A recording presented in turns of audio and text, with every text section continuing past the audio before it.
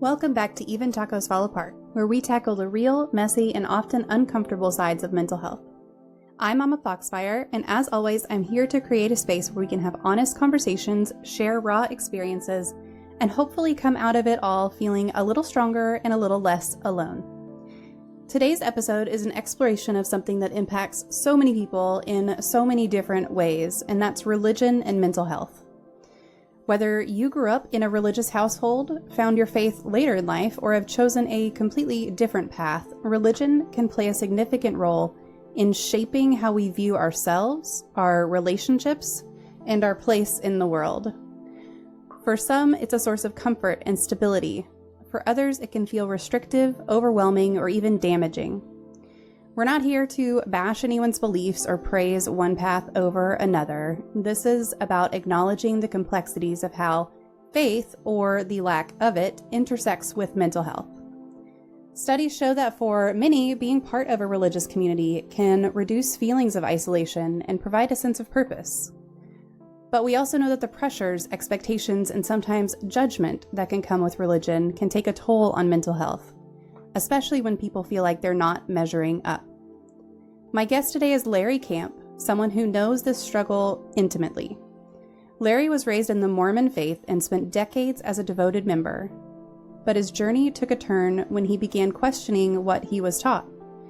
He'll share how his experiences with religion shaped his mental health, his decision to leave the church, and how he's found a new sense of balance and purpose since then. Larry's story isn't just about religion. It's about resilience, community, and navigating life's ups and downs while staying true to yourself. He speaks openly about grief, judgment, and guilt, but also about hope, family, and finding new ways to thrive. I think you'll appreciate his insights, whether you're someone who has left a faith, is struggling with your own beliefs, or just wants to understand how religion impacts mental health. As always, I want to hear from you. What's your experience with religion and mental health? Has it been a source of strength? Has it been a challenge? Has it been a mix of both? Connect with me on social media, drop a comment, or send me a message. I'm MommaFoxFire everywhere. Your stories and perspectives are so valuable, and this podcast is about building a community where we can all learn and grow together. Let's get into it. Here's my interview with Larry Camp, where we explore his journey through faith, loss, and finding peace on his own terms. Stay tuned.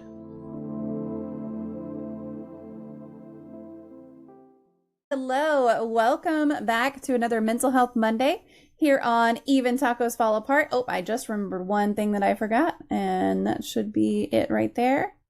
And we should be good. We are live here today on this wonderful Monday, and we're going to be talking through Larry Camp's mental health journey. If you have any questions for our guest tonight, we do have a question queue open. Feel free to pop a question into the question queue with the command !Q. Follow that with your question, and we'll make sure to get it addressed while we are here together. But I'm really excited for this conversation. I think it's going to be a pretty broad, wide-ranging conversation, and those are some of my favorite conversations. It's just where we go into everything. So Larry, thank you so much for joining us here today and just taking the time out of your evening. Hey, thanks for having me on. Yeah, I'm sure it'll be pretty broad because I got a lot of different things we can talk about for sure. Yeah, absolutely. All right, let me tell you a little bit about Larry, and then we're going to dive right in. So Larry Camp is a lifelong lover of Hawaii, music, and baseball. Raised in a Mormon family in Southern California, he went on a 2-year mission and attended Brigham Young University, where he studied communications. After a brief first marriage, he met his wife, Judy, with whom he shared over 4 decades. They raised 3 children and lived in multiple states, eventually settling in Arizona. Larry spent 22 years in the quick oil change business, but always nurtured a deep connection to Hawaii, where they often vacationed, and later moved for a few years, which I definitely want to talk about. In 2016, Larry began to question his Mormon beliefs after reading church essays, leading him and his family to leave the faith. Tragedy struck when his son Dusty passed away, which deeply impacted the family, especially his other son, Crosby. To cope, Larry started the podcast Nobody Knows Your Story, where he shares life experiences with others. And now Larry enjoys life in southern Utah with Judy, playing softball, traveling, and spending time with their 3 grandchildren. And if you are looking to connect with Larry, I have a link to his website, a link to his podcast that I just mentioned, and a link to his book, which we're going to talk about. Let me post those to both Twitch and YouTube. We are live on both. And if you have any questions, like I said, feel free to pop them in. Felix, I see your comments. Larry, you're getting some compliments already. They say you're looking pretty good. So we'll get this stuff in there, and there's those connection points for you. So you have, as I just mentioned, lots of hobbies, from traveling to sports to music and, of course, family. Were you always able to make time for hobbies in your life? Yeah, pretty much. My parents were big into music, and anybody who knows anything about the Mormon church has probably heard of the Mormon Tabernacle Choir. Both of my parents sang in that choir. So I'm just saying that because we always had music in our home. I didn't gravitate to that kind of music. I was more into rock and roll, and still am. I mean, I've been to 180 plus concerts. So, I mean, music's been a big part of my life. So I guess that's a hobby. Girls have always been a hobby since I was like 11 years old. Baseball, softball, big time into my life. Hawaii, the beach, the ocean. So, and yeah, now as I'm older, I think you naturally turn towards family a little bit more when your kids are having kids, and so I do have some grandchildren now, and but yeah, I still have passions for all those things I just mentioned. Yeah, it's nice to grow up where kind of music as a hobby is encouraged. I feel like sometimes we take our hobbies a little too seriously because it's like, oh, you want to sign up for this and this and this and this and this. And I found that it's important to have hobbies as a parent also, to have your own hobbies. But sometimes that's hard. Sometimes it's hard to make time for that. But it sounds like you've been able to really prioritize that, which is great. Yeah, and I've always liked to be involved in doing things. I mean, you can only watch so much Netflix, right? So I am still working, but more, I guess, on my schedule and my terms. So I do a little real estate. I still manage a condo over on the island of Maui. I do the podcast. I like to, and I'm on a traveling softball team. So, last year we played in Florida, Las Vegas, Arizona. We play all over. So I just played last week in Arizona, and next month we're in Las Vegas again. And then we'll be back in Arizona in November. So it does give me something to do and to look forward to, because when we're not playing in those tournaments, well, we're practicing, and we practice 2-3 days a week. So it's good to have those things, because you don't want to retire and not have hobbies. You need to have things to do.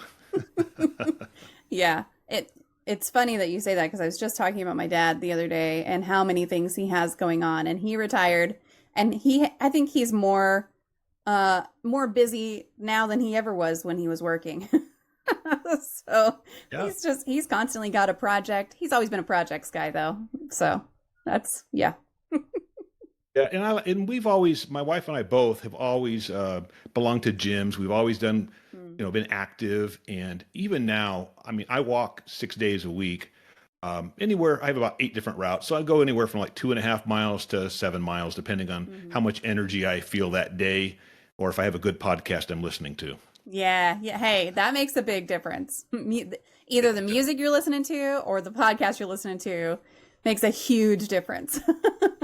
Yes, it does. So Bite Mark has a question for you, and that is, what is your favorite poem? My favorite poem? Well, that's interesting. So that would be Invictus. And I don't know if you can see it. I'll try and hold my arm here. Let me move my camera a little. I'm going to hold my arm up here. And if you can see this. Oh, yeah. Those are the last 2 lines of Invictus. And it says, I am the master of my fate. I'm the captain of my soul.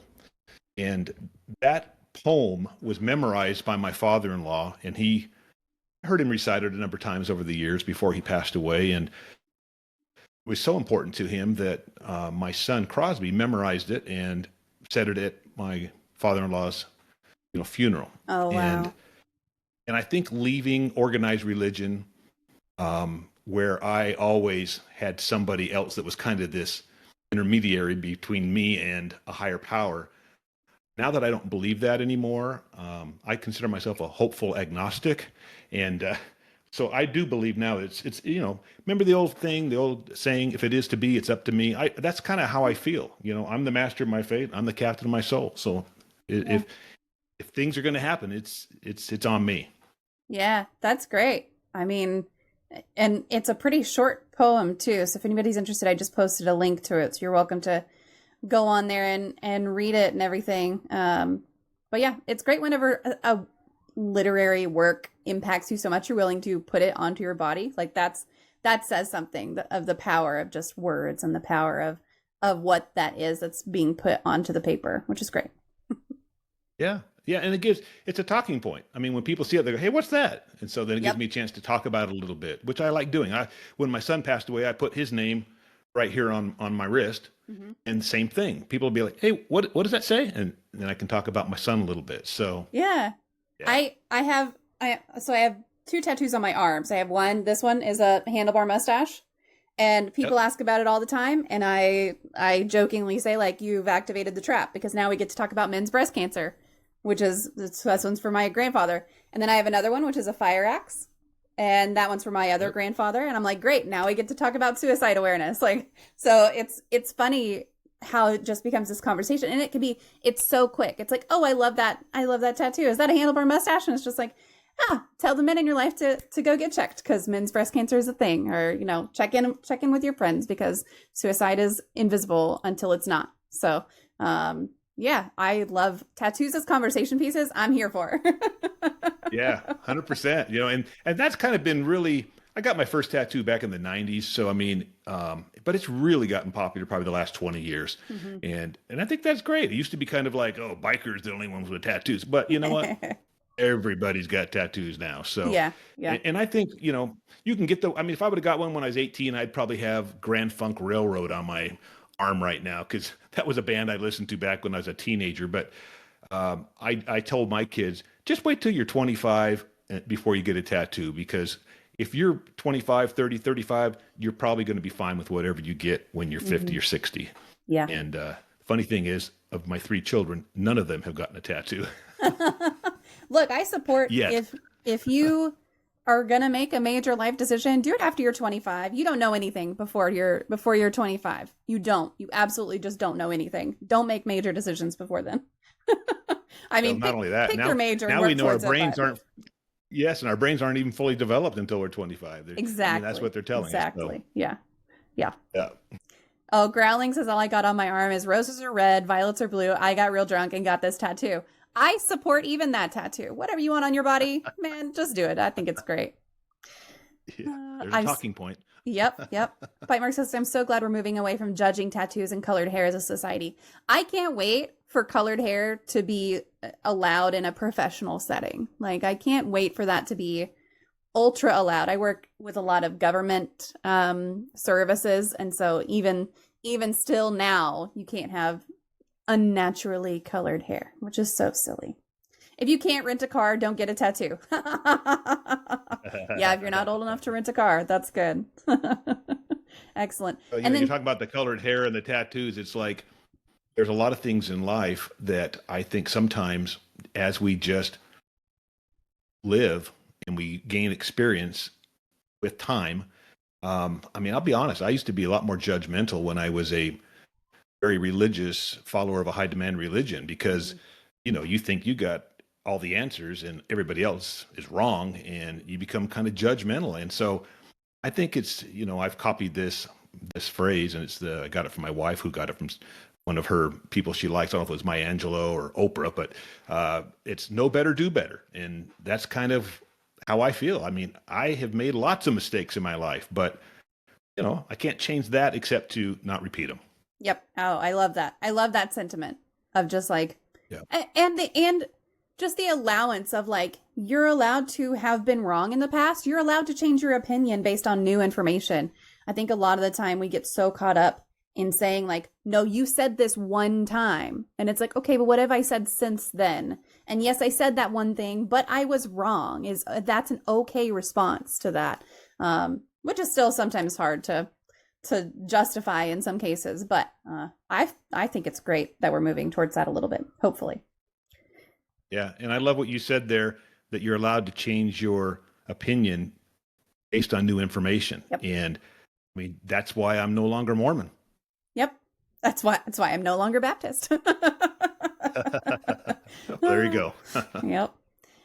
So Tib has a question, and they said, I think Mama has introduced you as ex-Mormon and now moved back to Utah. Has it been particularly difficult not to be a part of the Mormon community there? I'm assuming that's what you're brought up in.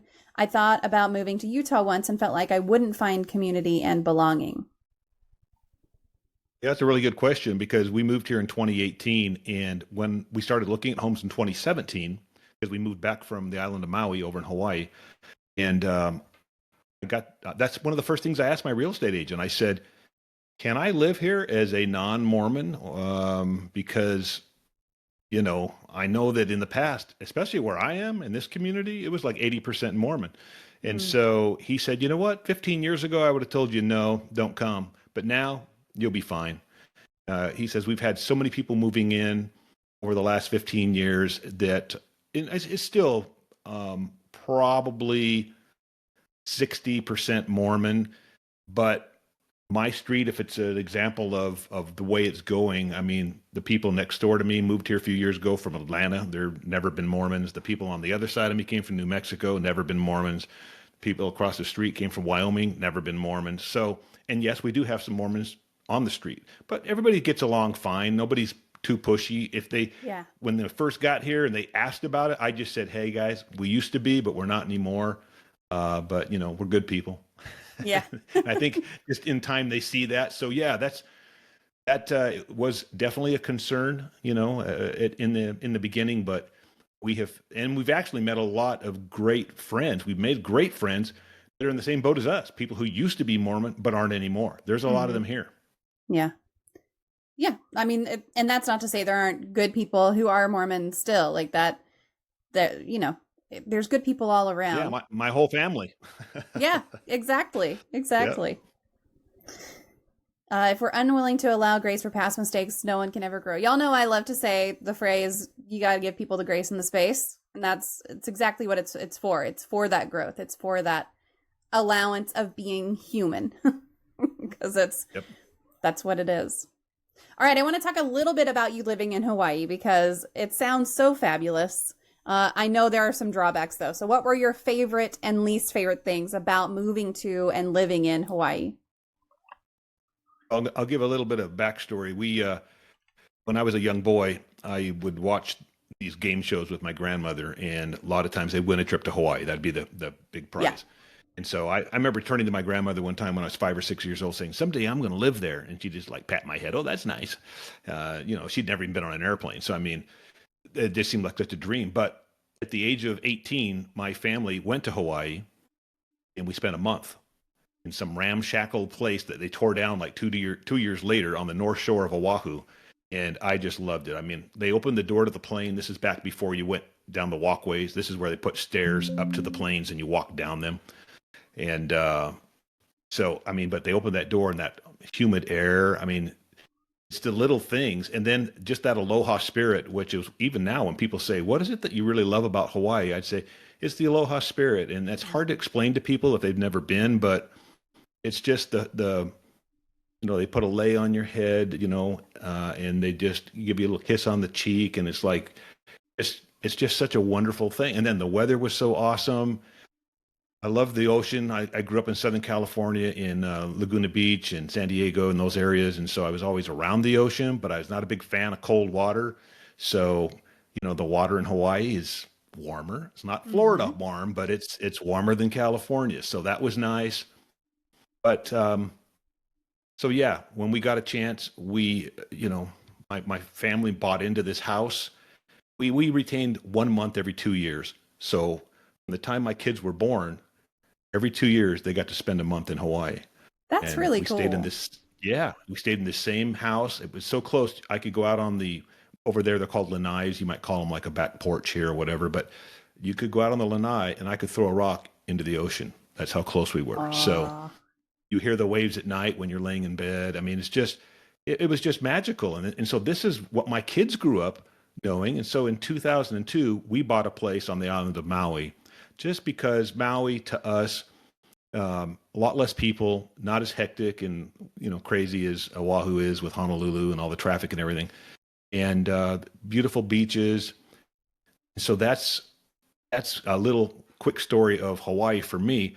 But I always wanted to live there, and so in 2014, my daughter got accepted into school on the island of Oahu, and so I told my wife, why don't we just move to stay in our condo? And so we did. We moved over to Hawaii in 2014, over to Maui, and I had my real estate license there, and we had another company there that we were trying to get going, taking care of luxury properties. And so we spent a couple of years doing that.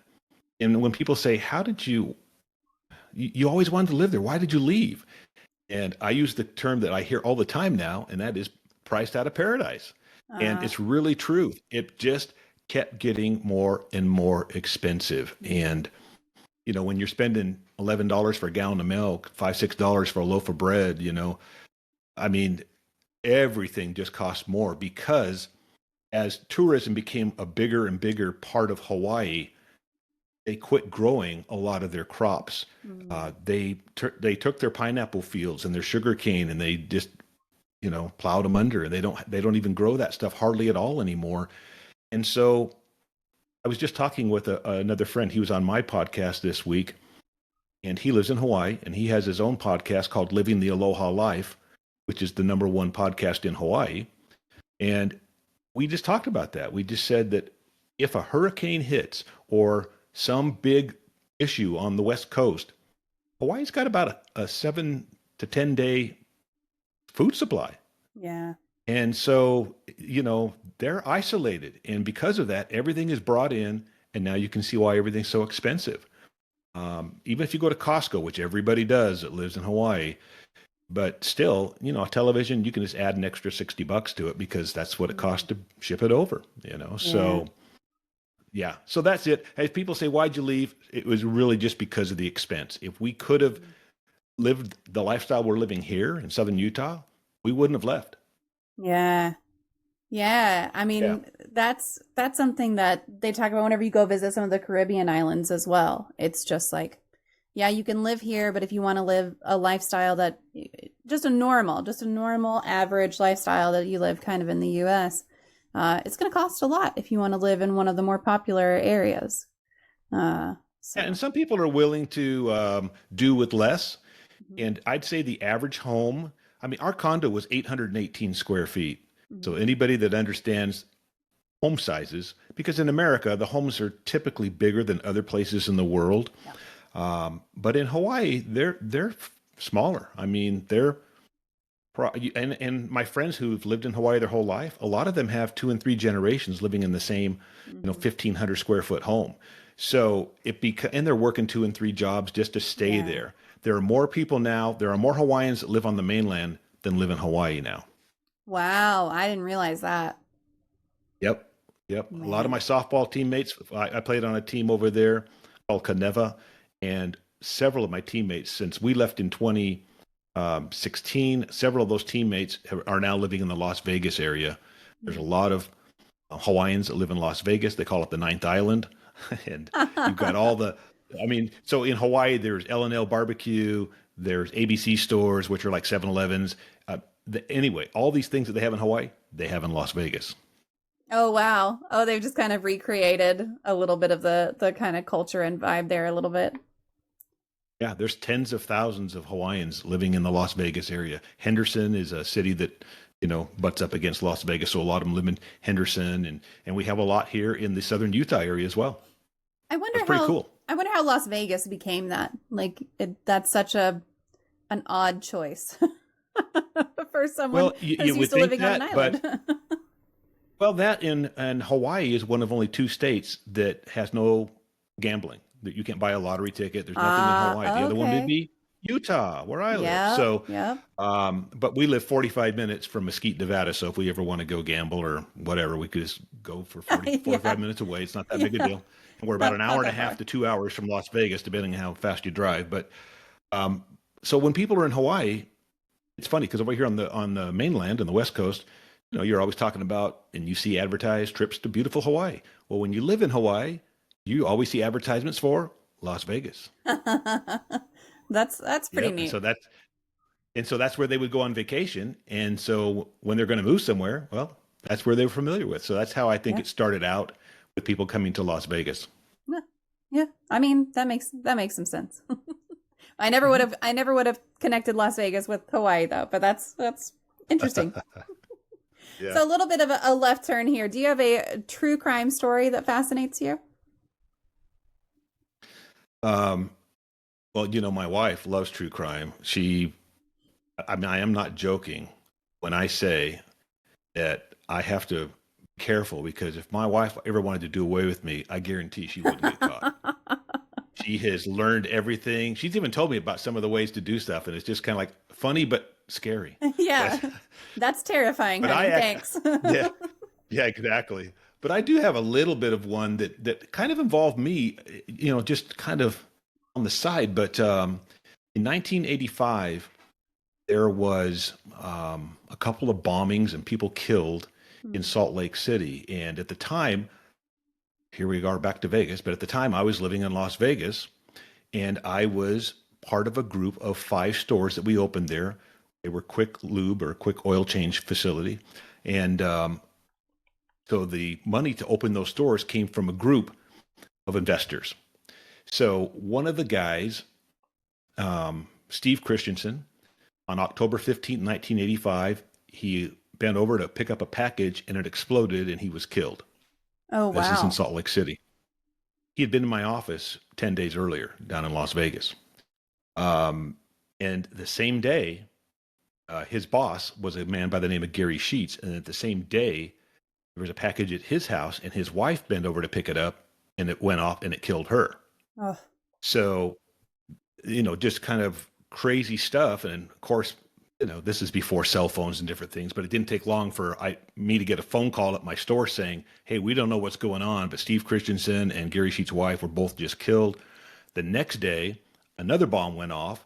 And this bomb didn't kill the individual, but it seriously injured him, and he was in the hospital. His name was Mark Hoffman. Now, a lot of people might be familiar with Mark Hoffman because he is known as one of the best forgers in the history of anything. I mean, the guy was an unbelievable forger. And so what he was doing was he was forging documents and then selling them to the Mormon church and getting tens of thousands of dollars.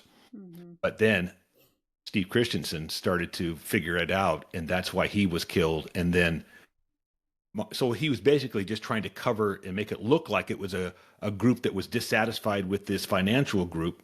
Yeah. But here's the part I wanted to get to. So I get this phone call. They say, hey, check around your store for packages. Don't pick anything up. Look around your car before you start it up. So I'm going out in the morning, getting in my car and turning the key and just hoping nothing happens. I mean, That's how crazy it was, because it took 3 months for them to figure out that the last guy that got blown up, he was the one that was doing it. Mm-hmm. And if you want to watch that, what I just told you, it's on Netflix. It came out in 2021. It's a 3-parter called Murder Amongst the Mormons. Oh. So, yep, okay. it's on there, and I'm telling you, but to be a part of that, I mean, I can kind of look back on it now and maybe even talk about it in obviously not as a serious topic like it was all those years ago. Mm-hmm. But I mean, to turn that key, I mean, it was crazy. It was crazy, and so that was it. That's kind of my story. But I mean, yeah, it's definitely something that we were talking about podcasting. TV shows. I mean, anything to do with, crime and serial killers. And this is it's popular. Yeah, it is.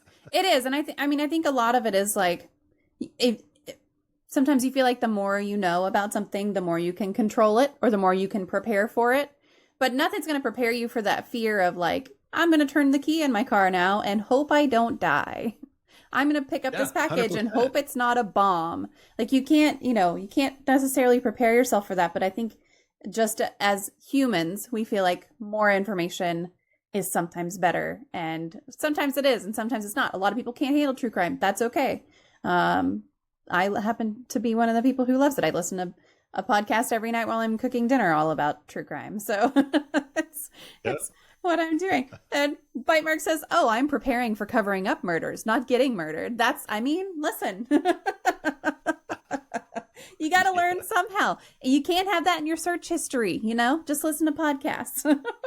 That's right. Do not murder people. We are not condoning that. We are not encouraging that. Yes, we're not advocating that. For sure. Allegedly. Yes, there you go. All right. So can you talk a little bit about how your upbringing in the Mormon faith influenced your understanding of mental health, either positively or negatively? How was that talked about in terms of religion and especially the Mormon faith? If I get into that, I guess we have, a 3-hour limit? So I guess we have time. So I'm kidding you. But I'll make it brief. The longest I've ever done, I think, was 4 hours. And that was because the guest and I were just constant back and forth, and it was just fine. So you can talk however much you want, as long as we're having a good time and vibing, we're good. Okay. I think that, we are the religion of our parents. I mean, that's just the way it is. I was born in Provo, Utah, to two people who were going to Brigham Young University, which is the flagship school of the Mormon faith. And I should say, they don't even like the term Mormon anymore. This new guy that's in charge now, he likes to have the full name, which is the Church of Jesus Christ of Latter-day Saints. Yeah. Hard to fit that on a T-shirt, but Mormon just works a little better. But the guy before him loved the phrase, and he had this whole program marketing thing called "I'm a Mormon." And so it's so funny to see how these different leaders get into their position, and they've had this thing they've been excited about. They can't wait to get there, and they live long enough, they make it. So the guy that's the head of the Mormon faith right now, he turns 100 years old next month. So wow, this is and the two guys that are his, second and third in command, they're both in their 90s. So these are the guys that are, quote, leading the Mormon faith. Well, of course, I did air quotes there because they're not leading it. But, technically the believers think they are. So I'm going to get back to your question about the mental health aspect of it. So in a high demand religion, and, we can argue all day whether, who's got the higher demands. But the Mormon faith, if you're living it the way they want you to, there's a lot of demands, not just on your everyday living, but just on your time. They try to occupy all your time if they can. They used to have, we would go to 3 separate church meetings on a Sunday when I was growing up. You would go to this thing called priesthood meeting at 8 a.m, hour and a half, come home. Then we'd get the rest of the family. Then we'd go back to Sunday school, hour and a half, come home. And then after a couple of hours, we'd go back and we'd have another meeting for an hour and a half. That's just Sunday. Mm-hmm. And then you're supposed to be, and when you get into be a teenager, you have seminary, which is, if you don't live in Utah, I lived in San Diego. So every morning we'd get up at 5 o'clock in the morning and we'd go to this meeting for 45 minutes before I ever went to school. And in Utah, they actually have buildings next to the schools, and the kids just walk across the street and go to the buildings. So I think they do that in Idaho also, just areas where they have a lot of Mormons. But so I'm just saying this because I want to try to illustrate just how much of you're supposed to be reading your scriptures every day. You're supposed to be having morning and day and evening prayers. You cannot eat and drink certain things. For example, there's kind of a joke anymore, because now we know that coffee actually in moderation is good for you, but you can't drink any hot drinks. Of course, we always joke about that, like, you can't drink hot drink. Why can't I drink coffee? Because it's a hot drink. Oh, I'll just drink iced coffee then. No, you can't do that either. Well, wait a minute. I thought it was hot drinks. I mean, anyway, so you can see that now that I'm out, I can kind of make a little fun at it, because it is pretty goofy. And back to what I said, the guy now doesn't like to use the term Mormon. Used to be Joseph Smith and Brigham Young. These are names that maybe some people may have heard of because they were the ones who started the church. They drank coffee. They drank alcohol. So it was just guys that came along later that said, you know what, I don't want that anymore. And so then you can't do it anymore. And one other thing that I should mention is that you have to give up 10% of your earnings to the church. They have these temples all around. Matter of fact, there's one, I'm not sure how close Fairview is to you, but it's probably not too far away from where you live. I think it's in the Dallas, about 30 or 40 minutes from Dallas, they said. But okay. they're building a big temple there, and they had a big vote to the city council last week, and because they want to put this steeple on it that's like 168 feet high Oh, and then lit up at night. And of course, the people in this small town, they don't want that. And so it got voted down 7-0. And so what does the Mormon church say? See you in court. So yeah, that's not how I think most of us think a religion should work. It should be kind of right. getting along with the people and not try to be overbearing and so forth. So back to the whole Mormon thing. When you turn, well, I was back to the temples. I'm sorry. The temples is where you go, but you can only go in there if you're paying your 10% tithing. Mm. That's where you're supposed to go to get married. That's where you're supposed to have these ordinances that are supposed to be done that can only be done on this earth life, because they believe that when you die, you're going to these other places and that you need to have these ordinances performed. But you have to, so we call it pay to play, right? So Yeah. if you're going to go in, you better be paying your tithing or they won't let you in. You can't even go in and watch your own child be married. Oh my gosh. Happens all the time. My grandmother could not go in and watch her daughter be married because she wasn't what they call a recommend holder at the time. Wow. So like a non-Mormon couldn't go to something like that at all. Hell no. Wow. Nope. Even Mormons that are Mormons can't go unless they're paying their 10%. Yeah. That's intense. So I want to get back to this mental side of this, because you can imagine that one of the things that you can never do is you can never do enough. You can be following everything that you're asked to do. All those things I just said, morning and evening prayer, scripture study, attending all your meetings, abstaining from tobacco and coffee and hot drinks like tea. Oh my gosh, tea. And, all these different things. And yet, I had an unclean thought, or, I didn't spend as much time studying the scriptures as I could have. And so what happens is people were constantly beating themselves up. Right. I knew people in high positions. You spoke about your grandfather with the fireman's axe there. There's a lot of people I know personally who have taken their lives because they just can't accept the fact that they're not worthy enough. They're not doing enough. Not good enough. They're not good enough, 100%. And so when a young man turns 19, at least when I was back in my time, they've now lowered it to 18, but when I was there, it was 19. You were expected to go and give 2 years of your life, knocking on doors, basically recruiting for the church. You can call it what you want. Missionary work is what they call it, but you're basically recruiting for them. And I did that for 2 years. So did my sister. She went to Italy. My brother went to England. I was lucky enough to go to Arizona and New Mexico and Colorado. How exciting, huh? That's not as fabulous. What? My sister gets Italy and I'm going to like Holbrook, Arizona? Anyway, but yeah, 2 years of that, and that was difficult. You're 19, 20. You can't date girls. We couldn't even listen to music. We couldn't go to movies. We couldn't read books. You couldn't do anything for 2 years except missionary work. Now, I know some people don't like the C word, and it's cult. And I'm going to tell you something, because as a member of the church, when somebody would say that, I bristled because I did not believe I was part of a cult. But I've been out now for 7 or 8 years, and I've done a lot of studying. I know more about Mormonism now than I ever knew as a member, which is interesting. But there was a book that was written by a gentleman named Stephen Hassan, and he has what is called the bite model. And this is an easy way for people to understand this, because I know people that are listening right now, some are super religious, some aren't religious at all, and there's people everywhere in between. But this doesn't always have to just be with religion. It can be with other groups too. But if you're part of a group that, and I'm going to spell this acronym out, BITE, B-I-T-E. So the B is for if they control your behavior. The I would be information. The T would be thoughts. And the E would be emotions. So if you're part of a group that controls those 4 things, yeah, you might be in a cult. And I'm telling you right now, that's 100% what the Mormon religion did. And when I was brought up, we were taught free agency. You have the free agency to look at that Playboy magazine. Of course, you may have to repent if you do, but it's your free agency to do it.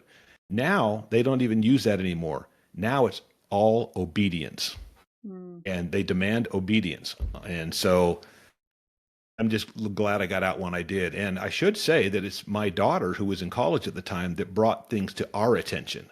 Because one of the things that any successful, I'll use that word again, cult will do is they'll say things like, do not listen to other people outside of the organization.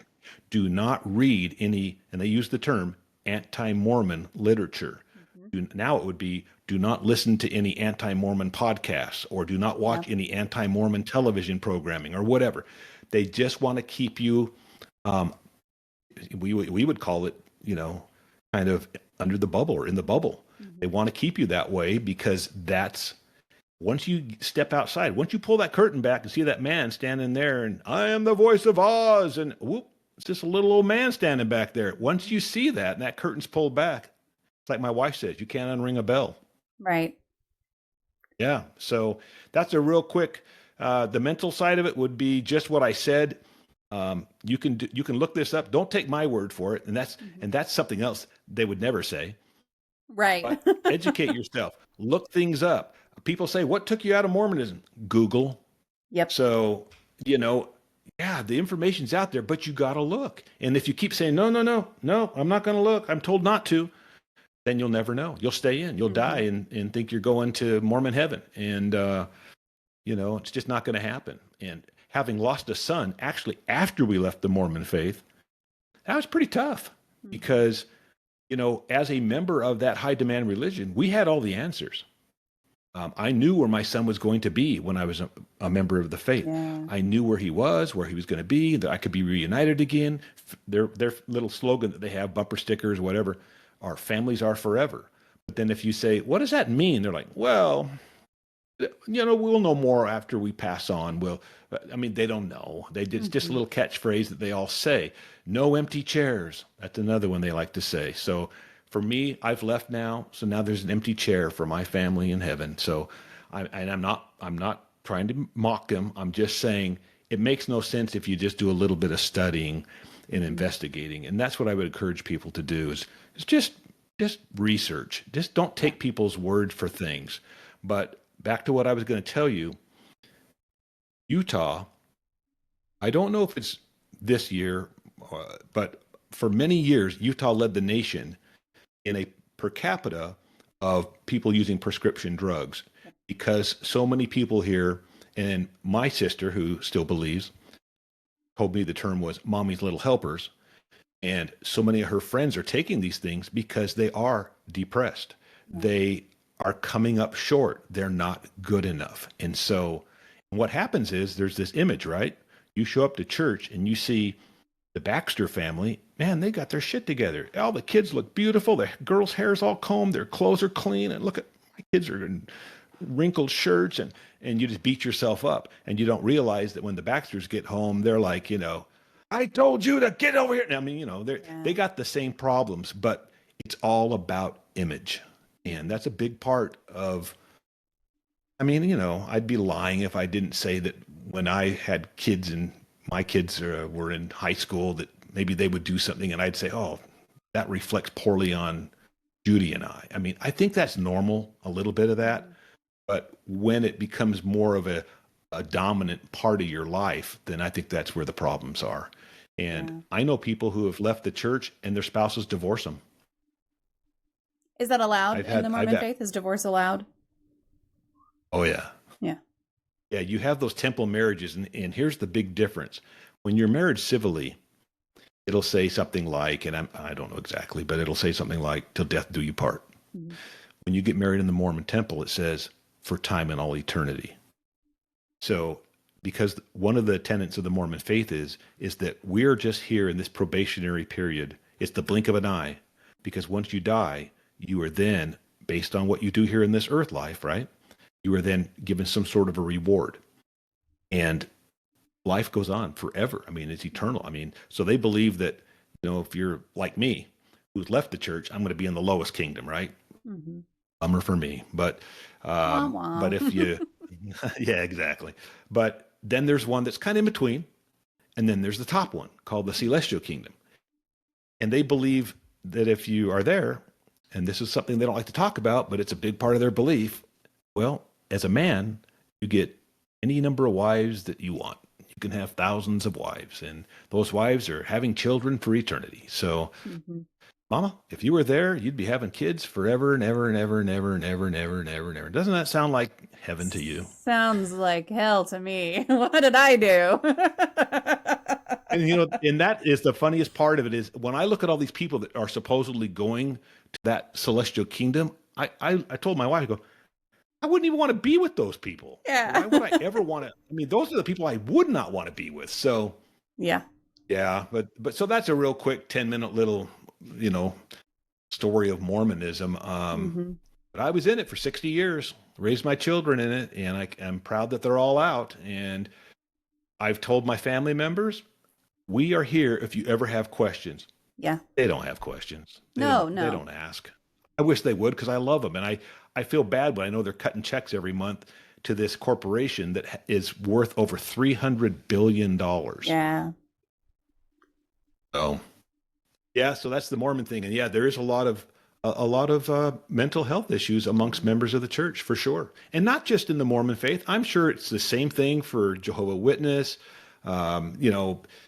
I think I always say Jehovah's Witness because they are probably the closest thing in my mind when I was growing up to Mormonism, as far as the demands on your time and your, this crazy lifestyle and the things they demand. But I'm sure there's they have probably a lot of mental health issues as well. Well, and even outside of high demand religions, like I said, I was raised Baptist, and it's amazing how much stress church brings. And being a part of not high demand. Baptist is not high, honestly, at all high demand. But that judgment that you're talking about is always there. The most judgment you're ever going to get is from the people sitting next to you in the pew. And it's stressful. and a lot of it is like, oh, well, if you're having a mental health issue, if you're having something negative happening in your life, you need to trust God and put all this faith in this. And if it doesn't change, then you're not believing hard enough. And it's one of those things that it's so damaging to your mental health sometimes. And some people find a lot of comfort in it. And I'm not saying that is wrong or that you should not find comfort in whatever you do believe, whatever faith you are a part of. But it is really damaging sometimes to be told you're not believing, you're not praying hard enough. That's what it is. You're depressed because you're not praying hard enough. It's a lot more damaging to the women and to the girls because when these girls, like when Judy was a teenager, or my daughter, when she was a teenager, they would have these lessons because they're all about not having sex before you're married. Yeah. And it's a big, big thing. Second only to murder is what they teach them. And they say they'll do these object lessons where they'll take a board and a nail and a hammer, and they'll hammer this nail into the board, and then they'll pull the nail out. They'll say, when you have sex, it's like that. Even though the nail's gone, that hole is still there. Or they'll use a chewed piece of gum. Oh, here, you want some gum? Oh, I don't want to chew that. Yeah, well, that's how your husband's going to feel about you when he finds out you've had sex before. I mean, so these girls are just beat up for years and years. I mean, especially if they did something, right? So, I mean, if they did something, they're always told your dress is too short. Your neckline's too low. You can't have more than one earring. That's a for real thing. You don't want to tempt the men. You are tempting them. So it's like they're guilty just by, heaven forbid, they have big bosoms or something, right? I mean, it's like they're just hammered. And so you wonder why the girls, and here's the other part, the church is patriarchal. Yeah. A woman can never be in a leadership position, as far as leading the congregation, or, they have a prophet and 12 apostles. You think one's a woman? No way. They have to have the holy priesthood, and that's for men only. So as soon as a boy turns 12 years old, he gets the priesthood. He has more power in the eyes of the church than his mother or anyone else, any other woman. So I mean, it's bad enough that I was a member, but I cannot understand why women put up with that stuff. But yeah, I guess they believe. Well, and if you're raised in it, it's hard to change that. If you're raised that way, it is. It's hard to say. And I have to remind myself, I was in it for 60 years. Yeah, So, yeah. I mean, That's what I said. I mean, I can see it now and go, what the hell was I thinking? You know, Yep. because I had all these little inklings, right? You imagine a shelf and something would happen and I would just put it up on the shelf. I Mhm. just put it up on the shelf. And after 50, 60 years, my shelf finally just broke. Yeah. And it was reading those essays that my daughter told us about Yep. that were actually put out by the church. It wasn't even anti-Mormon. It was their own essays, but they were having to kind of finally come and be truthful about some things they lied about for many, many years because of, again, the internet. The internet is forcing them to be truthful about their history. Yeah. And they never had to be. They could always just say that this is how it happened and nobody would ever question it. Whoop. Well, now we have facts. Yeah. Yeah. Oh, Yeah. I love this. So, Bite Mark says, can confirm my husband was just fine chewing that gum. Look, it's fine. All right. yeah. Yeah, so I hope I don't come across as angry. I did definitely go through. You know, you hear this saying, the truth will set you free. And that's true. But first it'll piss you off. Yeah. So You I can went through that for a few You can get years. mad. You can stay mad. It's all right. Anger is just another emotion. Yeah. It is. And if you really care about your friends and your family, then you just want to see them happy. And Absolutely. I think that the way these talks come from the pulpit by these leaders, and they say, if you leave the church, you won't be happy. Your children will end up, murderers, or, I mean, they just kind of give these talks, and then people see us and we've never been happier, and our friends are all happy and we're doing great things. And they're kind of like, thought they were supposed to be unhappy, but Yeah. that's all we can do, right? Is be a good example. And so when people now say to me, so you're not Mormon, what are you? And I go, I'm nothing. And like I said earlier, I'm a hopeful agnostic. And I say, if you looked at my website, nobody knows Larry Camp. If you look at my book, nobody knows. They just want you to think they do. If you look at my podcast, nobody knows your story. And so this is my latest tattoo. I love it. Yeah, that's awesome. And so that's what I tell people when they ask me, it's like, hey, nobody knows.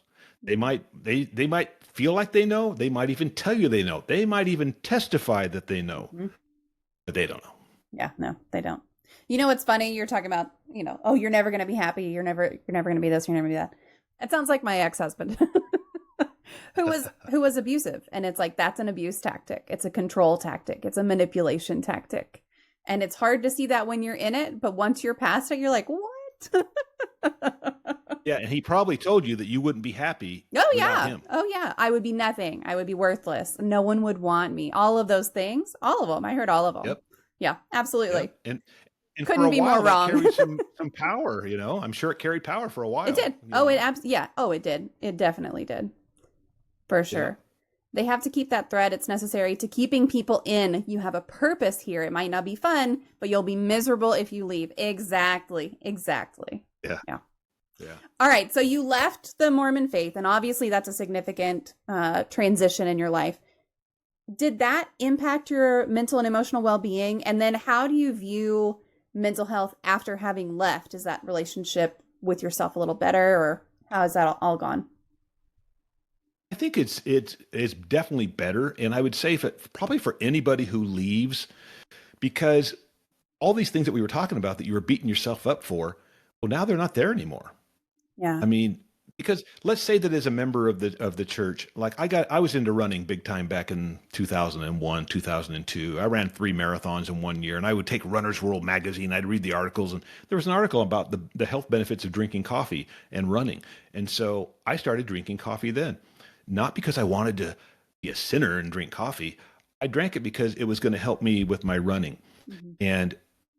But was I a little guilty about it because I know I wasn't really supposed to do it? A little bit. I've never been one that's probably felt the guilt like some people, but I felt some guilt. I mean, it kept me from doing certain things because I knew I wasn't supposed to. I kind of had a line I wouldn't cross on different things and whatever.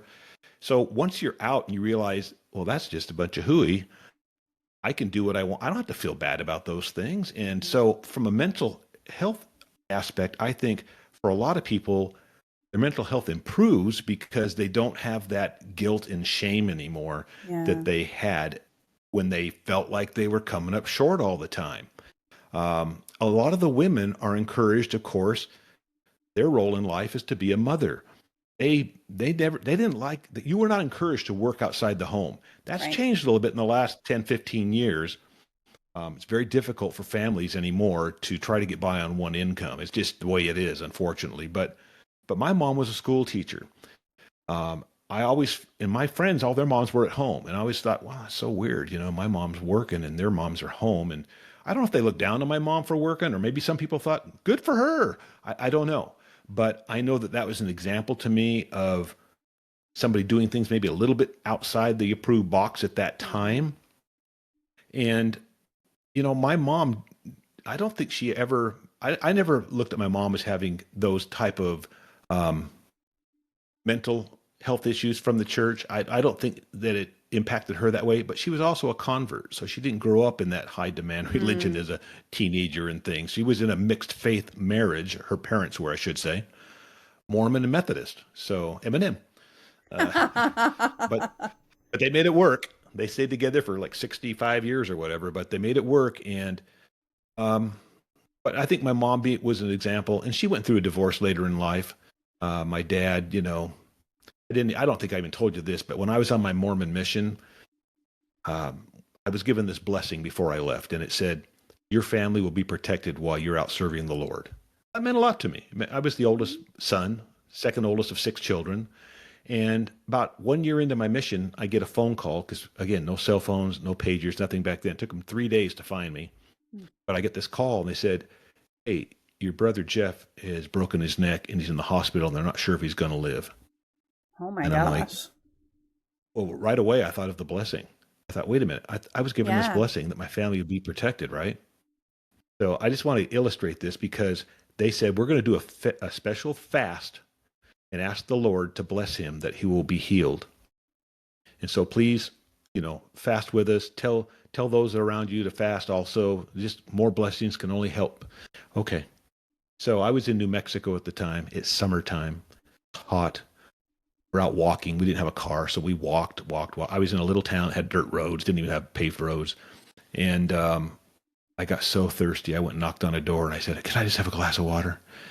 And I drank that water. My brother was not healed. He was a quadriplegic for the rest of his life. For years, I thought it was because I drank that glass of water that he wasn't healed. Oh, no. But when I say, and we talk about the mental side of it, and I kind of say, well, yeah, I was fine. It didn't really affect me. Well, all I have to do is think of that little story. Yeah. And it did affect me. Mm-hmm. It did. I mean, I harbored that and carried that for quite a while. I've never even told a lot of people that because I felt bad. I felt like he might have been healed to a higher degree and could walk if I hadn't drank that water, Crazy, but that's how it plays on you. So yeah, the mentally better, and I'm all my friends, and I've got a lot of them here that are in my age bracket. Some of their children are still in the church. Some of their children have left the church. Some of them are half and half. But they would all tell you every single one of them would say they're happier being out and knowing the truth than staying in there like they were. So I can't speak for everybody. I'm sure there's some people who've left the church that aren't happy, maybe things haven't worked out for them. I don't know, but I can at least, speak my story. I know there are plenty of people who find a lot of comfort in religion, find a lot of comfort in those even that strict of a religion kind of, like you were saying, the demands of the religion. Some people find comfort in that. Some people find it just appealing. And if they lose that, it's a loss of structure. Structure and community. Oh yeah, absolutely. Yeah. I mean, the Mormon church, I don't know there's anybody that does community better than the Mormon church. I mean, if a woman goes in to have a baby, there are meals prepared every night for her family. If somebody's sick, and that community is strong. And I know people, we call them PMOs, physically in, mentally out. And they have stayed in the church and going because they love the community, even though they don't believe anymore. Yeah. Hey, listen. Yeah. So there are some positive aspects of religion. You're right. There are some positive aspects. So all I can say is if you're part of a group that is promoting good, healthy things and they're not beating people up, demeaning women, whatever, then fine. But if you're part of a group that is unhealthy, then Mm-hmm. think of the bite model. That's all I'll say. Just think of that bite model. Yeah. And if you're part of a group that you can define that by BITE, and wow, my gosh, then there you go. Mm-hmm. Do a little research. Yeah. So my grandfather was a preacher in the Church of Christ church. And when he passed, my grandmother doesn't drive, so she was home all the time, still is home all the time. And they kind of just abandoned her a little bit. And it really pissed my dad off. And my dad gave him an earful of like, y'all preach. You preach all of this community. You preach all of this. You take care of yourself. You preach all of this. We're all part of the same flock. And you couldn't even reach out to the wife of one of your main preachers when he passed away. And they, of course, immediately put her on the weekly reach out. Now she gets flowers every week. She gets a card. She gets meals brought to her and all of that. But he had to really push for that community to be applied because she wasn't physically going to the church. And it's like, sometimes you lose that and it kind of jolts you a little bit. And I think, at least for my dad, that was a little bit of a jolt for him, of just realizing that, if it's out of sight, out of mind sometimes. And so losing that little bit of community, I'm sure, is just, in some cases, very devastating. But if you can leave, and like you said, y'all are connected with your neighbors, you've got all these hobbies that you're involved in, you can find community outside of the church as well. So I get why people stay. I definitely get why people leave. It's a lot of why I left as well. So, yeah. And that's a hard thing. If you're not involved in any hobbies, or let's just say that you're kind of a homebody, like your grandmother and my grandmother. My grandmother didn't drive. She never worked outside the home. So she would have been in the same boat. So, and if that's the case, then what do you do if you leave the church? Now, that was your community. That was your life. Yeah. So those are the people that have struggled a little bit. And we have a meeting. There's meetings everywhere, but we have a meeting here, and it's for people who just kind of want to have a little community outside now that they've left Mormonism. And it's just a group that gets together and they kind of get each other because they all came from that background. Yeah. And sometimes that's a healthy way to, it helps you to see that there's others out there that are kind of going through similar things. And sometimes there's just that strength in knowing that others are traveling that same path with you. Yeah. Oh, yes, absolutely. Not to keep talking about my dad's life. I love my dad. So he's a retired fireman, and he goes to breakfast with the firemen on a weekly basis. And my neighbor is also a retired fireman, and he was talking about missing the sense of community, because firemen are definitely a community. I'm not going to call them a religion, but they have each other's backs. They're brothers, essentially. And you're with the same shift for years and years and years. And then when you retire, all of a sudden that's all gone. And my neighbor was talking about being a little lonely and wishing that he had something like that, like what he used to have. And so I connected him in with that. I don't know if he's gone or not, but just having like a retired fireman's breakfast once a week is something that you can really set something like that up. Just find some people who are like-minded, and you don't have to go that kind of thing alone. You can find people, and you can find people online for any interest. You can find people online as well. And we've done a whole podcast on whether or not social connections online are just as valid as IRL, like in-person connections. And the spoiler there is that, yes, they are. So yeah, sometimes even probably a little easier because, you're in your comfort zone, right? When you're in your home and you're wearing what you want to wear, and you don't have to get all gussied up to go out or whatever, But, when you were saying, I hope it's okay if I talk about my dad, I'm like, remember, my podcast is Nobody Knows Your Story. And so I love hearing people's stories. I mean, I really do. It's just, there's an expression in Hawaii called talk story. And when we used to play softball, we'd have a game in the morning, maybe at 10 o'clock, we'd be done at 11:30. Then we'd have like a potluck, wives, and we'd all get around together and have a potluck. And then a lot of people would kind of go home, but some people would stick around for 6, 8, 10 hours and just visit and talk, drink a little Heineken Light. Hey. That's the beer of Hawaii, at least amongst my teammates. Heineken Light. Who would have thought in Hawaii that'd be the beer? But that's what they liked. I like Heineken. I don't know that I've had Heineken Light. Yeah, I made the mistake and brought Heineken one time. They're like, "Oh no, bro, we don't drink That's that." not it. You Okay. missed. All right. Swing and a Well, miss. I guess I'll have to keep those for myself then. Yeah. I mentioned earlier the loss of your son and that your other son Crosby struggled out in the kind of face of that. So you've really experienced some devastating loss and really enormous challenges in your life beyond just all the religion things that we've talked about so far.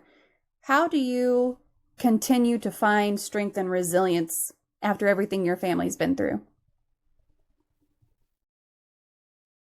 If I really had to point to one thing, I would point to the fact that I had been married to my best friend for 43 years.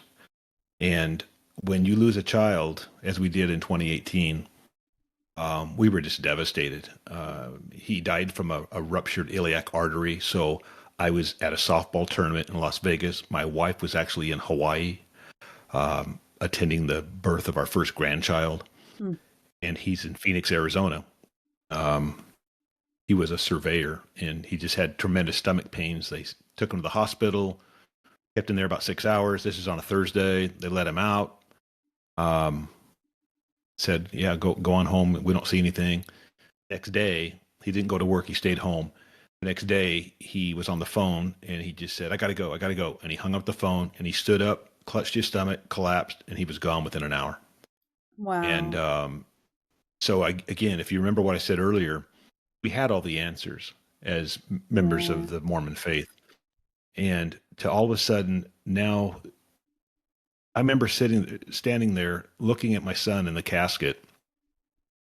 We had a celebration of life, which is weird when you think you're celebrating somebody who lived 31 years. But I'm grateful. I know people who lost a child at 14 or 7 or whatever. So I'm glad I had him for 31 years. And he wasn't perfect. Sometimes we memorialize these people that have passed on. But he was a good guy, and he had just gotten married the year before. I just helped him he and his wife buy a condo. They hadn't even had it 90 days, and so he was really just getting going in his life, and was excited to see his new niece that had just been born 5 days earlier, and so yeah, it was pretty devastating. And the only thing I can say is I'm a pretty tough person, but I think I made it through that, and still, even now, because of the strength of my wife, and she would tell you the same thing, is that we just kind of leaned on each other. And the weird thing was, we had just sold our house in Arizona. We were in the process of loading up boxes and things when he passed. I had taken off to come to this tournament. She'd gone over to Hawaii. Then we were going to just kind of regroup and finalize our move, and then come here to Southern Utah.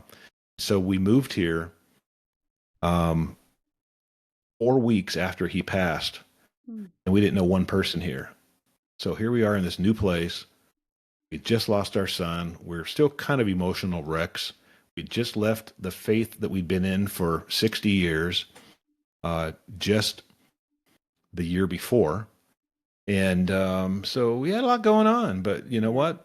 That I got through that, and I continue to get through that because I truly am just blessed to have Judy for my spouse. And I was married briefly before her, to somebody I met when I was 14 years old that I thought would be my eternal companion forever, right? Because Mormons believe you're married for eternity. And I was like, cool, yeah, I can be married to her forever. But I think 18 months was enough of forever for her. So she's like, we're done. I shouldn't have gotten married. I was too young. And I'm so grateful that that happened, because I think what it did for me was, it kind of was rough on me to go through that, because I was the first person in my family to ever be divorced. And so I had that little stigma, right, of, my own little, should I give back the crock pots I got for a gift? I mean, it was only 18 months ago. I mean, anyway, so, yeah, that was a drag. But then I remember talking to my dad, and he goes, you know what? 2 years from now, you'll probably be remarried and everything will be fine. And I hung up the phone. I go, what the hell? He doesn't even get it. But you know what? He was right. I moved to Hawaii. I went to school in Hawaii. I came back. I met Judy. We dated for like, I don't know, 10 months and got married. And he was right. And it's just been it's been great. And I left the church before she did. I found all this information out, and I wasn't concerned about her divorcing me, but I was concerned about her being unhappy with me. Sure. And that lasted only about 3 months. And, I was able to say, hey, I heard this podcast. Why don't you check it out? It happens to be a gal that I went to school with, and I think you might enjoy it. And of course, it happened to be a podcast that was dealing with someone who left the Mormon faith. Yeah. And so she listened to it, and then she wanted to hear another one, and then she wanted to get a book, and then she did her own study, and she was out. And the funny thing is my personality, I'm always a, glasses half full guy and optimistic and like to have fun and good times. And some might even say I'm a little persuasive, that I can be a salesman. So everybody would say, oh, yeah, Larry took Judy out of the church, And I said, you know what? You guys aren't giving Judy enough credit. She would tell me to, take a hike if she doesn't agree with something. Yeah. And she did that on her own. And so, but I guess what I'm saying is we've been fortunate that all along our path of marriage, for the most part, we've been unified on all the big decisions that we've had to make in our life, whether it be moving to another state or leaving the church or, and like you said, my son Crosby, he's had issues with drugs since he was 18 years old. Mm-hmm. And he was doing okay. And I use that, I should do the air quotes again. He was doing okay at the time Dusty passed away. Crosby was actually living with us at the time. And because we told him, hey, if you abide by the law and you don't do any drugs, you can live with us. You can get your feet back on the ground. So he was actually living with us. And when I was in Las Vegas and got that phone call that Dusty had passed away, I told Judy, I said, I'll call Crosby. And I called him, and I'll never forget that phone call. And he was just, it was like 9:00 at night, and he was just out of control. And I just said, hey, I'm going to get in the car right now. I'm going to drive home. I'll be there in 5 hours. Just don't do anything. And I got home, and, we cried, and we, it was a rough week or two. And then we moved up here to Utah. Within, I don't even know if it was 30 days, he was in jail because he just got back into the drugs and stuff. And even this moment right now, he's incarcerated right now. Because he's just not been able to, even he can finally talk a little bit about his brother passing, but it's still not easy for him. Yeah. Because at that point in his life, all of his friends were married and they had families and they had careers. And here he'd done 20 years or at that point, probably 15 years of nothing really. Just, sometimes he's homeless. Sometimes he had a job, but so he was always beating himself up. And so his only real friend was his brother. They would talk about boxing. They both played guitars. They had a lot in common. And sometimes I'd be in the one part of my house and all of a sudden I'd hear this laughter coming from Crosby's room. And I'm like, I guess Dusty must have come in the house or something. And Dusty would come in through the garage and come in to Crosby's room. And I wouldn't even know it until I heard them down there laughing. Mm-hmm. So when he passed, it just devastated Crosby. And like I said, he still hasn't gotten over it. He's come to grips with it now. It's been almost 6 years, but he's still suffering from losing his best friend and really his only friend, pretty much. Yeah, that can't have been easy for anyone in the family, but especially someone with that close of a relationship. Yeah, I've just been really lucky to have the spouse that I have because I know, when you get married, it's a roll the dice a lot of times. Nobody gets married thinking I'm going to get divorced in 2 years or whatever. Right. You don't do that. You think you're doing something that's going to make you happy, and for a lot of people it does, but for a lot of people it doesn't. So I've been on both sides of that.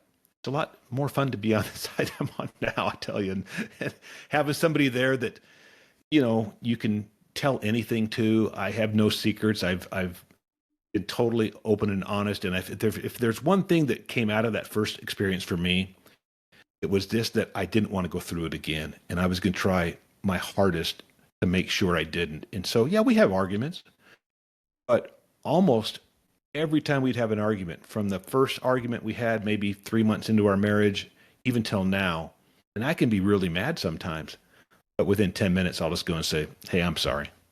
because it's just not worth it. All I have to do is start to think about all the good qualities that Judy possesses, and it's like, yeah, it just melts away whatever goofy argument we have, because they're almost always goofy arguments anyway.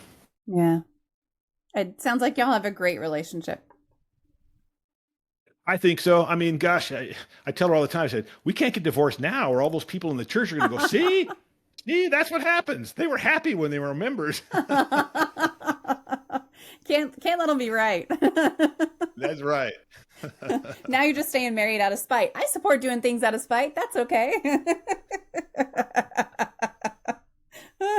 Yeah, well, we're fortunate. She's actually on her way home tonight. She went up to see Hamilton, that play, that's out there. Yeah. She went up with a couple of girlfriends on Saturday, and they went and saw Hamilton yesterday on the Sabbath. Oh my goodness! But oh no. Yeah. Yeah. That, and if we're laughing, but that would have been a big no-no as members of the church for sure. Right.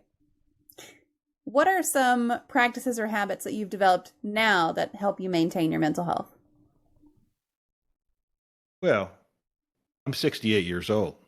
So I'll tell you some things I do now that I've never done before. And that is, if I think of something, like I'm out walking, right? I walk 5-6 days a week, listen to podcasts. I will get my phone and I'll put it down in the notes in my phone. Because even though I think I have a pretty good memory, yeah, I'll get back and go, what was I thinking about when I was walking? Well, no. So now I put it down. If I'm going to go to softball and I want to bring a couple of beers for one of my buddies that I know he likes, and I picked them up when I was in Nevada or whatever, I'll leave myself a note and put it on my softball bag and say, here, so that will remind me to get it. So I don't know if that's exactly what you're talking about, but I mean, we have a place where we hang our keys up so that we never have to look for keys, right? I mean, so I think that we've just gotten, I would call it just being a little smarter, rather than trusting my memory to always, 100% remember all these little things I think about. Now I just try to either put them in my phone or leave myself a note, and it works for me. So I that's just something I started doing really in just the last couple of years. Yeah. I've got Post-it notes all over the place with stuff written on them. Like, hey, don't forget to do this, which I did. I did this one today. So sometimes it works, but yeah, I'll either put a message. I have a Discord server that is just me. Like, I'm the only one in it. And I got a channel that says like not related notes. And I'll put in there, hey, don't forget that you want to do this thing, or don't forget to add this. And then I started while I'm cooking dinner. If I run out of something, I yell at my 17-year-old, hey, add sour cream to the grocery list, because he'll go into the Walmart app and just add it right then, because I'm not going to write something down while I'm cooking. I'm not going to remember to go do it later. I'm going to forget to do it. So now I've started using my children. Yeah, but see, what you're doing is exactly what I'm doing. You're just, as you're thinking about it, you're trying to take care of it then, rather than rely on your memory to remind you to do it later or whatever. So, Yeah, this brain is full of stuff. I call it a tornado in there, because it's just, maybe it'll come back around whenever that tornado circles, but maybe it won't because it got sucked into some other part. Who knows? But yeah. Well, I think that, I look at what you're doing. When I decided to do this podcast in 2020, I didn't know how to do a podcast. I didn't know that I had to get like this Focusrite, I mean, you have to get headphones and microphones, and how do you edit? I edit all my podcasts. I put music in my podcast, so I had to learn how to do that. But you know what? I think as we're getting older, I'm not afraid of technology. I'm not afraid of learning things. And I thank goodness for Reddit, right? Oh, no kidding. Yeah. I use Reddit all the time for everything. We were looking at getting a new car, and I went in and joined a Reddit Kia Telluride group because I was interested in getting a Telluride, and I'd ask all these questions. And anyway, so there's something for everybody in Reddit, as there are podcasts. And you mentioned that earlier. Sure. I mean, I don't care what the subject is, softball, surfing, knitting. I guarantee you there's a podcast and there's a Reddit group, 100%. It's very true. It's very, very true. I am in so many subreddits. I don't even want to count them. It's probably over 100 at this point. But most of the time when I have a technical issue, because I have a lot of technical issues with technology, the answer is someone 8 years ago on Reddit who had a similar issue and posted how they fixed it. And I'm like, Yeah. thanks. Thanks for that. Yeah. It just lives on. Just one lives thing on the internet. One thing I didn't mention, because I mean, our lives are always evolving, they're always changing. I mean, they should be anyway, right? As we learn about new things and whatnot. But my sleeping has really become erratic over the last few years. I don't sleep that well. I sleep for about 5 hours and I wake up. So if I go to bed, let's say I go to bed at 10 o'clock, I'll wake up at 3.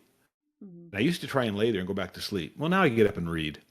And so, and if I can't go back to sleep, then I'll try and get a nap in if I can or whatever for an hour. I never sleep more than an hour, but now I've just taken to reading. And so I can read a book in 3 days. And so I had somebody reach out to me. I always get people wanting to be on my podcast. So sometimes I'll get things from a publicist and they'll say, oh, I have this great, blah, blah, blah, blah. She just wrote this book, blah, blah, blah. Go send me the book. I'll read it. And so I just read this book by this gal that's going to be on my podcast, and she grew up in Russia, and she's an American now, and her father was murdered. It's actually very interesting. But I read that thing in 3 days, and I sent her a note. I go, all right, I'll put her on. Yeah. Let's schedule something, So, but yeah, so I've done a lot more reading, is what I was just going to say. I've always liked to read, but I never really had the time to read when I was, doing the corporate thing, and I traveled so much. I traveled 3 weeks out of the month. I was always on the road somewhere, and I probably had time to read, but I just always felt like I was too busy doing other things. But now I really enjoy reading again. And, whether it's, I just read Killing Lincoln, I read Killing Kennedy, or, so I went through that series of books, but I also like books that are fiction too, like the James Pattersons and the David Baldaccis and those types of authors. I enjoy those books. They're easy reads. And, but yeah, I just think that, and I'm always learning too. You learn a lot. You learn, there's this saying, and it's true, you learn more when you're listening than when you're speaking. And it's really true. And so, I think that when you talk about the mental health, I think that for me, I've never been to a therapist in my life, even though I left this high demand religion that could cause people to need therapy. Yeah. I lost a child. I went through a divorce. So I've had reasons to probably go to therapy, but right. I just haven't. But having every 2 weeks, I'll have another interview come out, another podcast. And as I'm talking with these people over I'm into my 5th year now, I feel like every time I sit down and talk for an hour with somebody, I've just gone through some therapy, because I've told my story here tonight, and I've had some bad breaks, but everybody does. And that's what I was just going to say. As I talk to other people and I interview them and I hear about what's gone on in their life, I think, whoa, I thought I had it bad, so, and it's not that it's a contest on who's, had a rougher life or a rougher go of it. I just think that when you have that verbal exchange and like, I see you, I get you, I'm here for you. And I think that there's some value in that. I think that there's some therapy that comes from that is positive and that is helpful. And so when people say, do you believe in therapy? 100%. I really do. Yeah.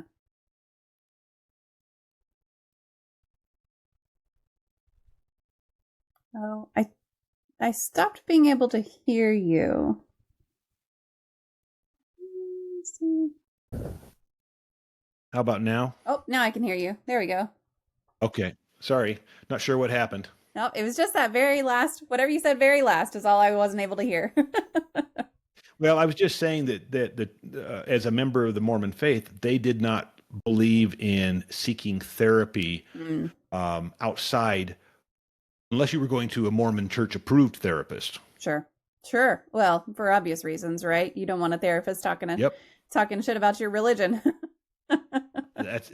Again, I see it now. I didn't see it so much then. Yeah. Yeah, it's just amazing when those blinders come off and you see things for what they really are. But you've got to look. That's what I always tell people. You got to look. Right. I think, you're talking about your podcast and getting to talk to different people every day, every time. And you have these conversations and it's kind of like therapy for you. And it's, to me, because I do the same thing. I love it. I love talking to people. I love hearing other people's stories. It's why I do this. It's a lot of, I get a lot out of it. I think I probably get out of it more than I give other people sometimes. But it's definitely one of those things of, wow, you've been through so much. That's way more than I've been through. But to me, it's kind of that, and I'm sure it is to you as well, but it's kind of that feeling of, look what they've survived. They're here. They're talking to me. Look at everything they've been through. And we're here having this conversation today. And isn't that amazing? And it's just that hope and that kind of future look, because even if I'm if I'm going through something awful when I'm having that conversation, they might not know that I'm going through something bad, and I might not want to share that at that time, but it just gives you that ability to say, it's okay. It's going to be okay. It's going to be okay. I'm going to get to the other side of this. I've got 100% survival rate until today. I'm going to continue to have that 100% survival rate. And this person that I'm talking to is too. And nobody knows, like you're talking about, nobody knows what they've been through. Yeah. And you have those conversations, and it's that little bit of hope, that little glimpse, I think. Well, and like I said, I'm an optimist. So you watch the news, which I try not to watch too much news, because it's just negative story all the time, it seems like. And, politics has become such a divisive thing. I try not to talk politics with anybody. I just believe there's a lot more good in the world than people want us to believe. I mean, I meet people all the time, and whether it's at the grocery store or on the softball field or on the airplane or wherever. And we go on a lot of cruises. And so when you're on a cruise, you see, hey, how's it going? Hey, you see people, and you might sit down next to them. Hey, where are you from? Oh, and people are good. People in general are good. And that gives me hope, because people are like, oh, the world's doomed, climate change. Oh, we're just, whatever. I'm not saying that there aren't problems, but I just choose to believe that there's still a lot more good than bad in this world. And I think that's been borne out through the people I've met on my podcast, for sure. Yeah. So you started your podcast, Nobody Knows Your Story. And you started it, you said, in 2020, which was a challenging time. How has podcasting impacted your mental health? And is there anything you do around podcasting that supports your mental health? I mean, you just talked about kind of the conversations being a form of therapy, but. Yeah, I just think that anytime you can exercise your brain, I think that that's good for your mental health. And so when I do a podcast and I finish it, then I go through the editing process, which can be 4 or 5 hours long. Yeah. I find songs that I want to put into the podcast, but just going through and knowing where to take out certain words. I'll say a lot. I know I've caught myself saying it tonight on as we've been talking. And I'll take those things out just so that for the listener, it will be smoother and they won't be like picking up on that. Mm-hmm. But I think that doing anything that challenges us mentally is good for our mental health. So whether it's editing a podcast, my wife does a lot of Sudoku, and my mom, who was fearful of Alzheimer's because her mom had it, and her mom had it bad, she would do crosswords and Sudokus and everything. She tutored. I told you she was a school teacher. She tutored until she was like 84 years old.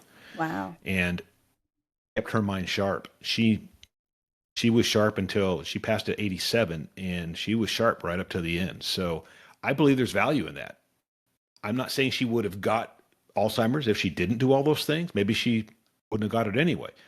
But certainly, I believe it kept her mind pretty sharp right on through. So I kind of saw the value in that. So I'm doing some of those things. I'm not real good at Sudoku like Judy is. Judy she does the hard ones. I do the easy ones. Mm-hmm, mm-hmm. There's different levels. So, yeah. I need the introductory levels. I think it's doing it. You're right. It's just that engaging your brain piece, whether you're doing it on super hard mode. what's the one where you have to make all the different words match up and you put them into categories? Uh, Wordle. No, no, Is that no. the Wordle? No, I'm there. So there is Wordle. I think it might be called Connections. I'm not positive. I haven't played it, but I saw Hank Green talking about it, and he says he plays it on hard mode, and he described what hard mode is for him. And it was incredible. And I'm like, you don't have to do it that way. You can just do it the normal way, and it's still engaging your brain, and that's fine. Yeah. I'll have to look Yeah, up what just that like you one was say, called. just engaging your brain. I think that's the Yeah. key right there. Yeah. Bite Mark says yes, it's Connections. It looks fun. I kind of want to check it out. I don't know if it's on the phone or you have to go to a website or something. There's a website. Look at that. Perfect. All right, I'll check that out. So I 4 will too. groups of 4 words it says. And oh no, it's timing me. Close, get out of that. I opened the Yeah, website and it now said there's the timer pressure. 1, 2. No. All right, I'll check it out later. So, looking back, what advice would you give to someone who may be questioning their faith or who's dealing with a significant loss in their life? Those are both very serious topics to me. I can actually find some levity in the whole religion thing now. But let me just tell you that when you find out the truth about something that you thought you knew, and then find out that you didn't know, um, it's devastating. I mean, when I found that out and I realized that I had been lied to, well, that made me angry. But then I started adding up the numbers of dollars I had donated to the church. Oh, That made me angry yeah. because they don't need the money, and they'll even tell you, "Oh, we don't need the money. This is for you. This is faith promoting for you to do this." Um, so yeah, I mean that was really really hard, and I know people they have had thoughts of why go on living if now I don't have this purpose anymore. So it didn't take me to that level because I had too many other things going on in my life, but it was difficult. It was very difficult. So I don't ever want to. I always have to remind myself that I've been where you are, and so I need to be empathetic to an understanding of what you're going through. Um, and I still have, like I said, most of my family, most of Judy's family are still in the Mormon faith, and so that a lot of times you get together, and that's almost all they don't have other things to talk about many times because they don't do a lot of the things that we do, and so that's difficult because I'd love to tell them what I know, but on the other hand, I know that would probably just maybe drive a wedge, and so you have to be careful sometimes. But yeah, those are tough things, and I just think that if you can be, mentally strong, and for me, it's always, I think part of that is just doing exercise and eating right and having fun, and probably one of the most fun things that Judy and I have done. Sometimes I say things and I think, I am 68, but I don't feel like it, and you hear those things all the time, right? But we discovered silent disco a couple of years ago, and I'm telling you, that is so much fun. And we'll get out there, and of course, there's a little alcohol involved, but I mean, that just makes it more fun. But yeah, we love to. Judy won't dance, and except when we're on cruises, I can get her to dance, But we've always enjoyed dancing and just having fun. And we have friends that we've done things with for over 30 years. And so it's fun to get together with those friends. And we don't even live in the same states anymore. But if we all decide to go on a cruise together, then that's the fun way to do it. Yeah. Just kind of finding a way to have that creative outlet and get a little bit of fun in your life. Yeah. I mean, we took 14 of us to the Caribbean this year. Next year, I think right now we're up to 18 of us going out of Barcelona on a different cruise. And And it gives you time just to sit and visit and really get to know people also. And for someone like myself that likes people's stories and just I guess I just like people in general. So it's fun for me to do that. And I like seeing new sites. I've never been to Barcelona, so that'll be fun. Mm-hmm. And then we're going to we're cruising to Africa and some other places, Morocco and Casablanca, different things like that. So all fun and new. Because people say, "Gosh, Larry, you and Julie sure do a lot of stuff." I'm like, "Yeah, because I don't know how many years it'll be before maybe one of us can't, right?" Yeah. So we're trying to do some fun things while we can. So As you should. I think that Absolutely. and remember too, I don't know, right? And I'll tell you that I don't know. This could be our only life. Mm-hmm. I don't know. I hope there's something beyond this, but I don't know. And if this is it, I'm going to enjoy it. Yep. Yep. Absolutely. Might as well. One way or another, actually, whether you get another one or not. You might as well enjoy this one. Yes, 100%. I agree. What is your favorite life hack? My favorite life hack. I don't know. I just told you about all my little tricks I use for remembering things. That's true. I mean, writing down notes definitely could be a life hack. I mean, that's probably been the thing I've gone to more recently, just because I mean, I probably am getting more forgetful, right? I mean, I think that happens as we age, but and I have friends that still color their hair and they do these things because I think that just accepting getting older is difficult for some people. It's not difficult for me. And it's funny how I bring a lot of things back to softball, but when you play senior softball, and here's something that's weird, you can play senior softball when you turn 40. Oh, no. Yes. Oh, no. Yes. My son is 41 and he can play senior softball. So, Right. but what happens is every 5 years, you're in a different grouping.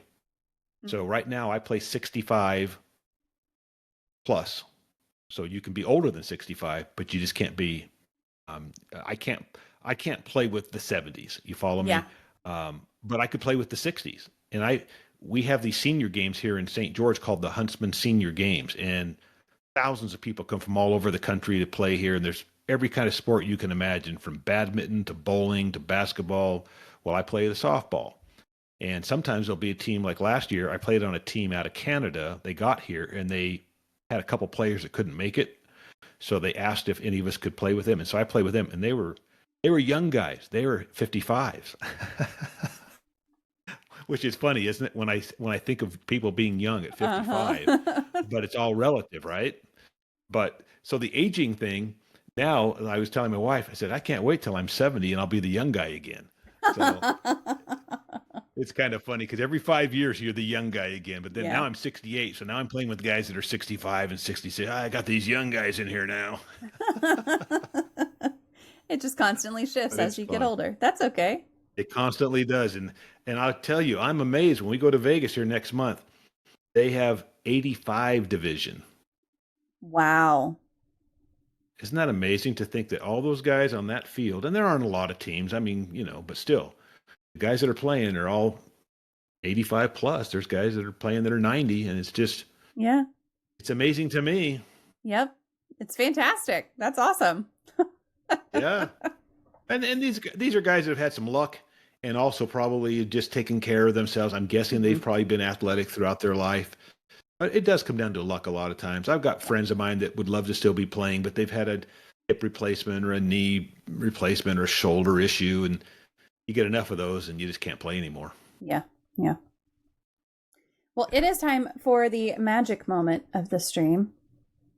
If you could wave a magic wand and eliminate one common opinion or misconception or theory surrounding mental illness, disabilities, or talking about mental health, what would it be?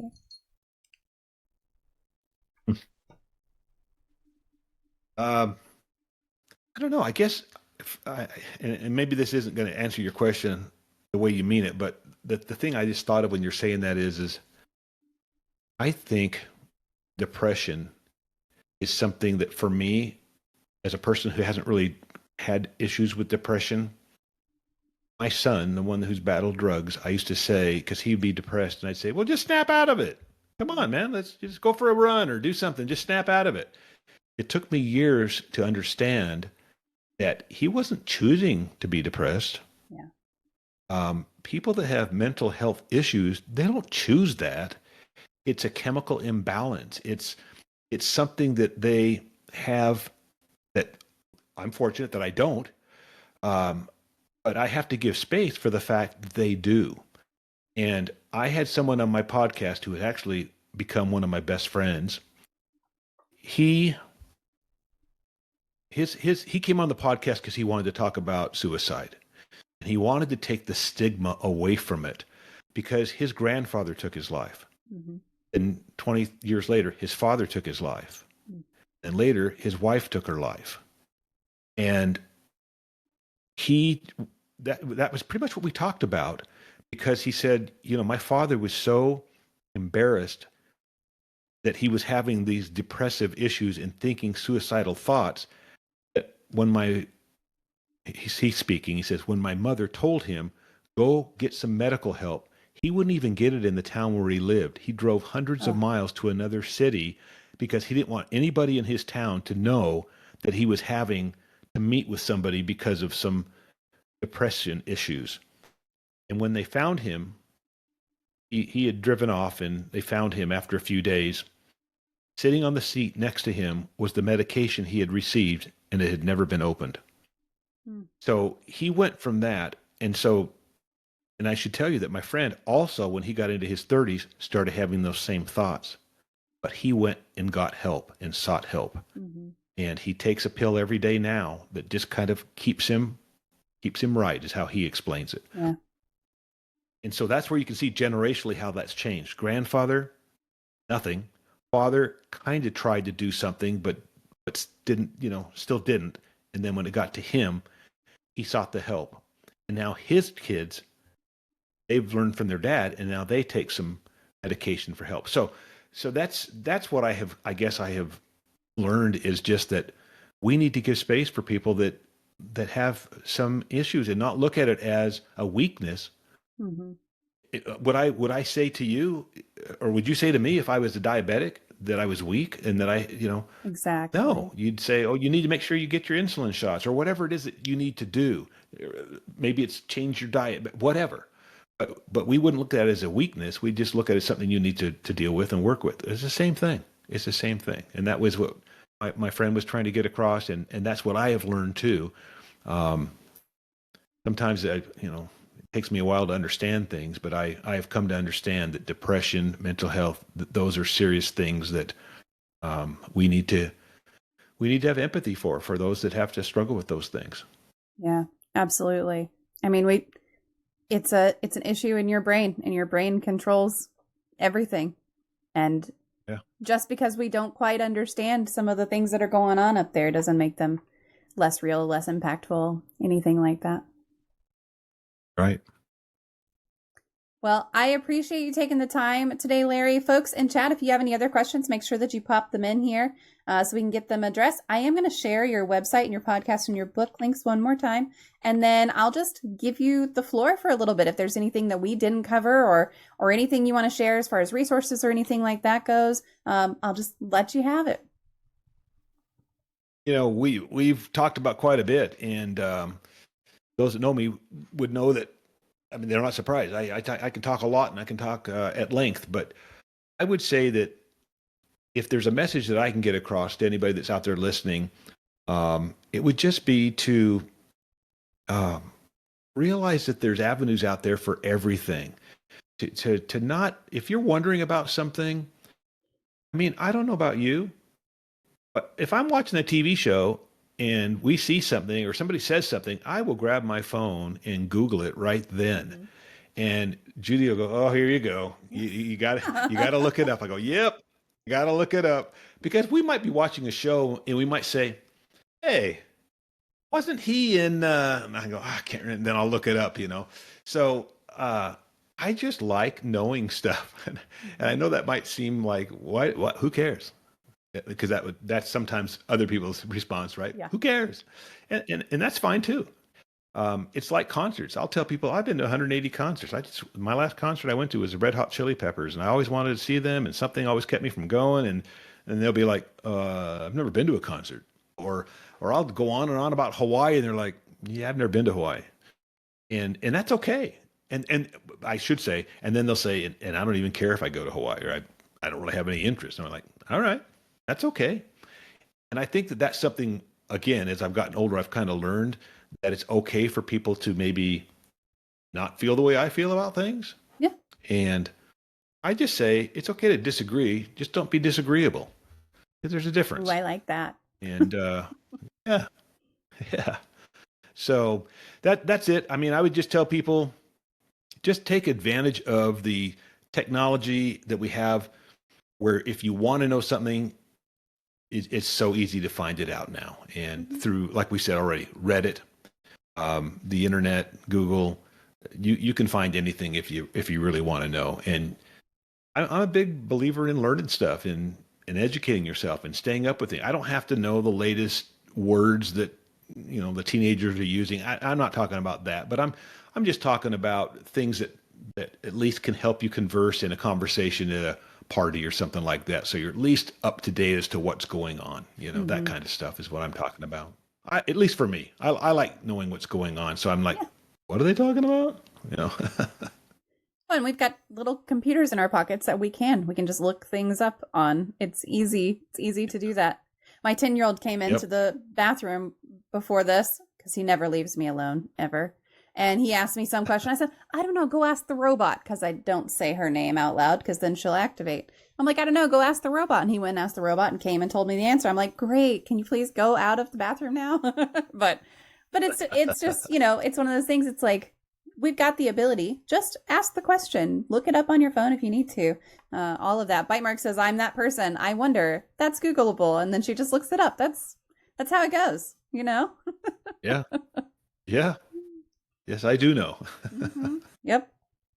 Well, Bite Mark says, thank you so much for being here. I have some more reading to do about the Mormon Church and the Bite model. I love learning new things, and thank you for sharing your story. And I will echo that. Larry, thank you so much for taking the time out, having this conversation. I appreciate your story and sharing it with us. Hey, my pleasure. And thanks for having me on. It's, as a people person, I enjoy just communicating and talking and sharing and getting a little bit of therapy, which is what I got tonight. There you go. All right, folks, we'll stick around for just a minute. I will be right back after I disconnect with Larry. And thank you for being here, for listening, for asking questions. All of those things make a huge difference.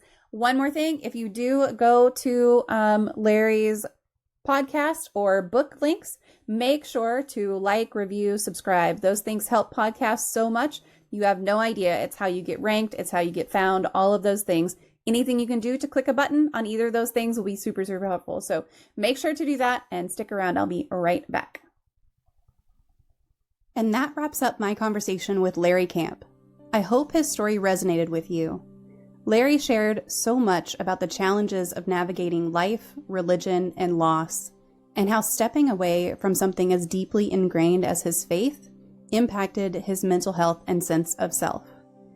What really stuck with me was his honesty about the guilt and pressure he felt growing up in a high-demand religion, and how leaving it behind gave him a chance to heal and live more authentically. But I think the biggest takeaway is that healing and self-discovery look different for everyone. Whether you're working through big questions about your faith or just trying to find a balance between your own needs and the expectations of others, there's no one right path. So how does this apply to everyday life? For starters, it's a reminder that you don't have to stay in spaces that hurt you or make you feel less than. Whether that's a religious institution, a relationship, or any situation where you feel you can't be yourself, it's okay to walk away, and it's okay to question, and it's okay to start over. It's also a reminder to give yourself grace. Like Larry said, we can't go back and change the past, but we can choose to do better going forward. Whether that's letting go of guilt, seeking out supportive communities, or just showing up for yourself in small ways every day, progress is always possible.